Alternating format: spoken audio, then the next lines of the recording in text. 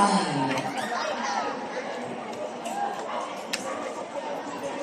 Your question is, will winning this title help you in your personal and professional life?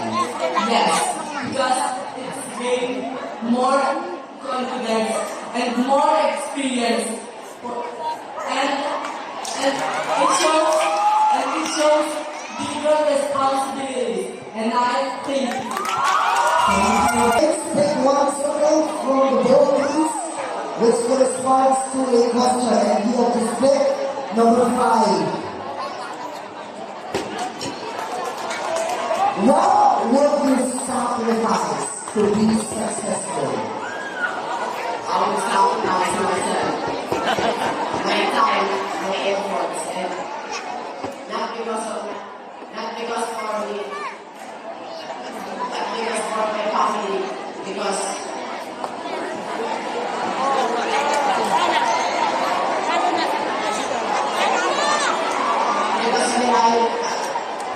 when I become successful, I would give my family a better future.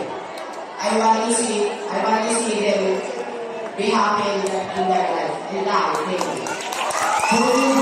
Good luck.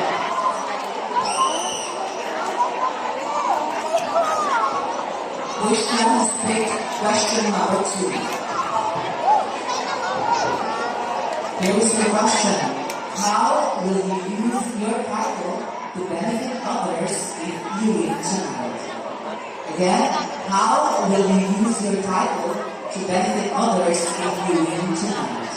Paano mo gagamitin ang iyong titulo o ang corona para sa pamahalaan ng iba kung mananalo ka ngayon bilang Mr. Entertainment ng Kasal 2025? Okay, kagabi po sa mga kasisidro, mga kausin, at kapitano, ang isa sa ko po dyan sa katanungan yan is, ano ka po, baka hawakan o ano gagamitin. Bilang ano nyo po, ako po ay gawing special dahil po, ako po ay galing sa simpleng buhay na nangarap.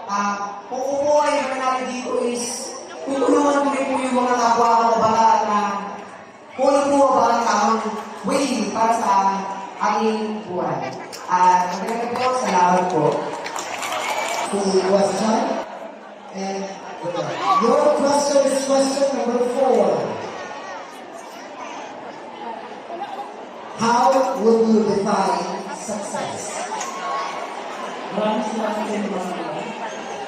Para sa akin, ang success ay hindi lamang laban ng pangarap.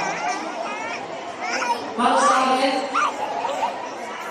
ito ay paglaban natin sa araw-araw sa kahit ang hirap ay hindi tayo susuko. Yun lamang po. Maraming salamat.